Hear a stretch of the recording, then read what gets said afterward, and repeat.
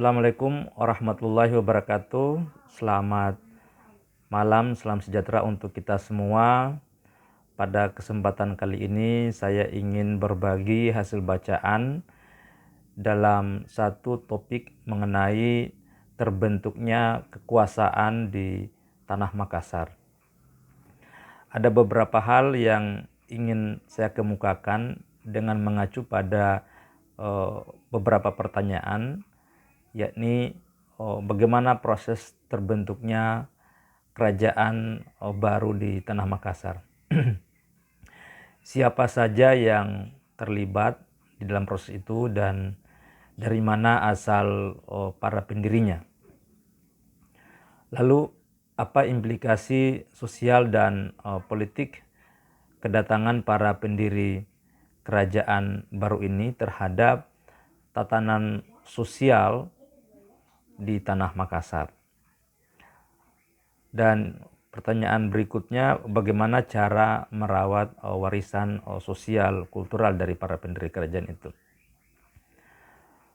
Sebelum terbentuknya kerajaan oleh Tomanurung di Tanah Makassar, pada masyarakat lokal di daerah Goa telah ada kehidupan kelompok yang terdiri atas kelompok-kelompok yang secara umum kita mengenal ada 9,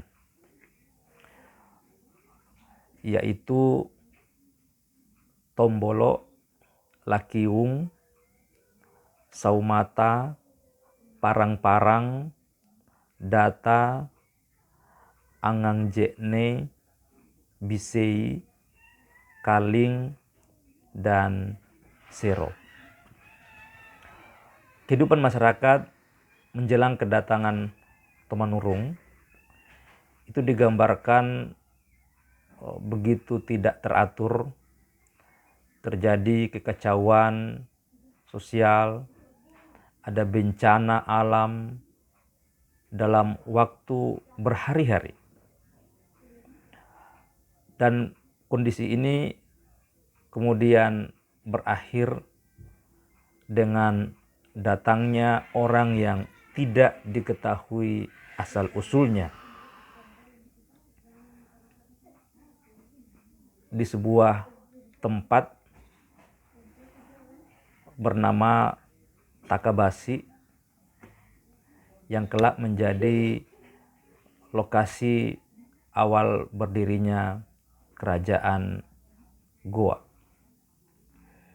Oleh karena asal usul dari orang ini tidak diketahui, maka dikenallah ia dengan sebutan Tomanurung. Tu artinya orang dan manurung orang yang turun atau yang turun.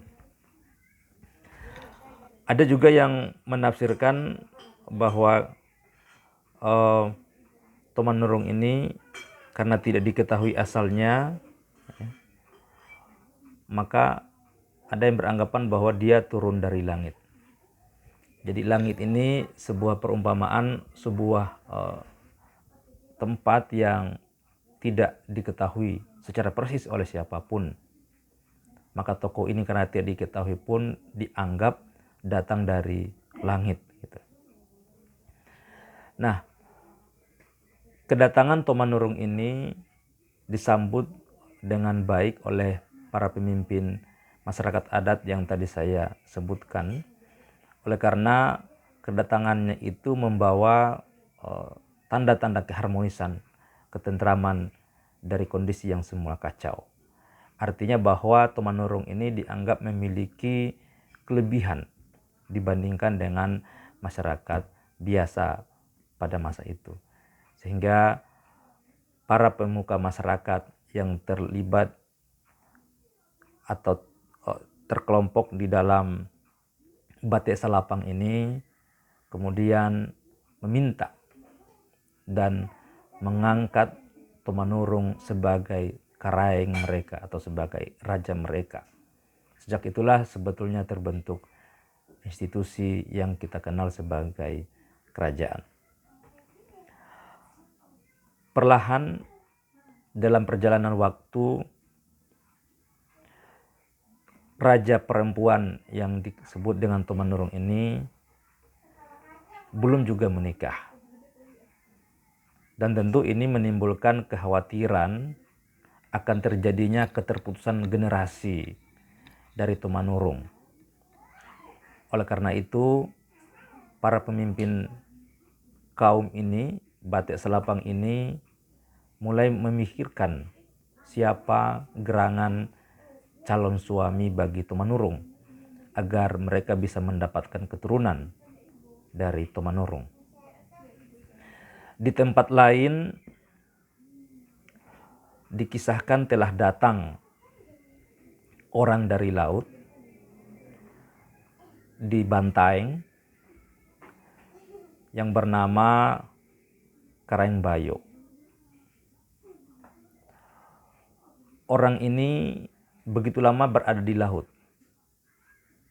sehingga di dalam beberapa sumber lokal disebutkan bahwa betisnya dipenuhi dengan tiram laut tentunya. Pada sumber yang lain juga dikatakan sebagaimana dikutip dirujuk oleh William Cummings di dalam bukunya Penciptaan Makassar yang banyak menggunakan sumber lontar ini, dikatakan bahwa Karangbayo ini juga datang bersama dengan Laki Padada. Keduanya menjadi kira-kira calon bagi suami Tomanurung. Namun pada akhirnya Tomanurung atas saran dari para pemimpin masyarakat lokal memutuskan untuk menikah dengan Karangbayo. Mengapa Karangbayo? Oleh karena tokoh ini dianggap memiliki tanda-tanda kesaktian atau kelebihan yang tidak dimiliki oleh orang pada umumnya. Pada kisah tadi yang disampaikan, dia digambarkan karena begitu lama di laut, ya, sehingga tumbuh tiram pada betisnya. Lalu juga di dalam sumber lokal, sebagaimana dikutip oleh Cummings di dalam buku ini, dikatakan bahwa Karangbayo ini memiliki pedang tanduk balanga atau tanduk berbintik. Sementara Laki Padada, ya, itu memiliki pedang yang namanya sudanga. Kedua benda ini menjadi benda sakral dan menjadi simbol kekuasaan kemudian di tanah Makassar. Nah, setelah keduanya menikah, Karangbayo dengan Tomanurung, mereka kemudian tinggal di Istana Tamalate yang sudah didirikan oleh Tomanurung atas bantuan dari para pemimpin adat. Sebagai wujud penghormatan dan dukungan terhadap raja atau pemimpin baru ini, maka pemuka adat lokal memberikan 75 orang perempuan dan 75 orang laki-laki untuk melengkapi kerajaan yang sudah didirikan oleh Tomanurung yang menikah dengan Karangbayo. Nah, ini merupakan bagian awal bagaimana kekuasaan atau kerajaan di tanah Makassar terbentuk. Tidak hanya sampai pada proses membentuk kerajaan, tetapi kehadiran Tomanurung, Karangbayo sesungguhnya telah menciptakan satu tatanan sosial baru yang oleh William Cummings di dalam buku ini dikenal dengan kelompok masyarakat berdarah putih atau kelompok masyarakat dari keturunan orang-orang yang suci. Ini bukan berarti bahwa mereka tidak punya darah merah, tetap mereka punya darah merah. Ini darah putih ini hanyalah suatu perumpamaan bahwa mereka berasal dari golongan yang suci, yang terhormat, yang tinggi, kira-kira begitu. Nah, hal yang menarik bagaimana proses ini terbentuk, saya katakan tadi tidak hanya soal kerajaan tetapi juga mengenai terbentuknya kelompok sosial yang kita kenal dengan istilah bangsawan. Kalau kita tingkatkan lagi penjelasan ini pada ranah yang sedikit teoritis,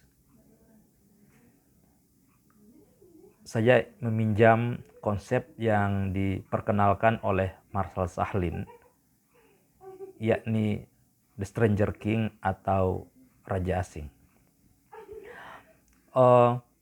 Raja Asing adalah orang yang memiliki kelebihan yang tidak dimiliki oleh masyarakat yang didatanginya. Dan karena itulah masyarakat yang didatangi memberikan satu penghormatan atau apresiasi yang tinggi, lalu kemudian diangkat menjadi pemimpin mereka atau raja mereka. Kisah kedatangan Tomanurung menunjukkan hal itu. Dia tidak diketahui asalnya, namun karena kedatangannya membawa ketentraman, kedamaian setelah kekacauan terjadi di tanah Makassar, lalu dia dipercaya dan diangkat oleh para pemimpin lokal menjadi raja mereka. Demikian juga Karaeng Bayo yang juga tidak diketahui asal-usulnya, yang dipercaya dan dipersuntingkan kepada Tomanurung, juga adalah Stranger King kalau meminjam istilah Marshall Sahlin. Jadi jelas bahwa para pendiri kerajaan Makassar, kerajaan Goa dalam hal ini adalah para Stranger King atau raja asing.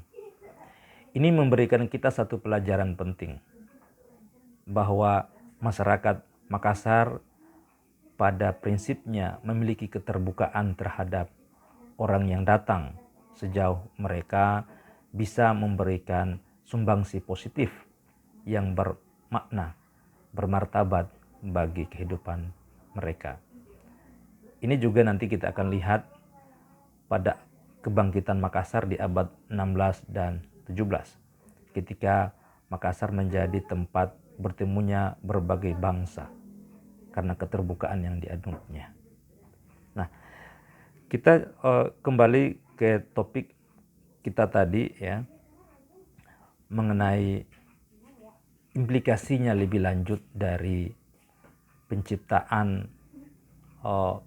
kelas sosial baru atau bangsawan setelah berdirinya kerajaan warisan dari Tomanurung dan Karaeng Bayo. Ada upaya dari kelompok bangsawan ini untuk menjaga kemurnian ras mereka melalui satu kegiatan literasi sejarah atau pencatatan di dalam lontar. Lontar-lontar yang ada itu pada umumnya berisi tentang silsilah yang ditarik mulai dari pendiri kerajaan Goa dari Tomanurung, lalu turunannya, anak keturunannya dan seterusnya. Itu sedemikian dibuat begitu rapi di dalam lontar sehingga lontar ini menurut saya tidak hanya memberikan informasi kepada kita mengenai kelampauan dari kerajaan Goatalo atau kelompok bangsawan yang terbentuk setelah kedatangan Tomanurung. Tetapi lebih dari itu, lontara ini ingin menjaga status, ingin menjaga kelompok ini agar tetap jelas garis keturunannya, genealoginya sebagai kelompok yang terhormat atau kelompok, kalau meminjam istilah William Kamis, kelompok yang berdarah putih. Tentunya lontar dengan demikian punya makna sosial bagi kehidupan sekarang, dan kehidupan yang akan datang, terutama untuk bisa mengetahui garis turunan atau warisan sosial kultural dari para pendiri kerajaan di tanah Makassar. Proses historis ini memberikan kita banyak pelajaran, bahwa mempelajari sejarah lewat sumber-sumber lokal itu sangat penting ya, untuk mendapatkan sudut pandang dari dalam, bagaimana masyarakat mengenang masa lalunya, lalu kemudian bagaimana masa lalu itu dirawat secara tertulis.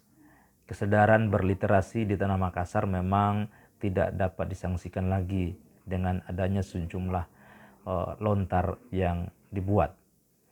Dan lontar-lontar itu dengan baik digunakan oleh William Cummings di dalam buku ini untuk menjelaskan bagaimana terbentuknya kerajaan di tanah Makassar, terutama kerajaan Goa. Dan bila Anda tertarik untuk membacanya, saya merekomendasikan untuk membaca bab 4 yang berjudul Literasi Sejarah dan Penciptaan Hierarki Sosial. Nah, kita lanjutkan membicarakan mengenai terbentuknya kerajaan ini.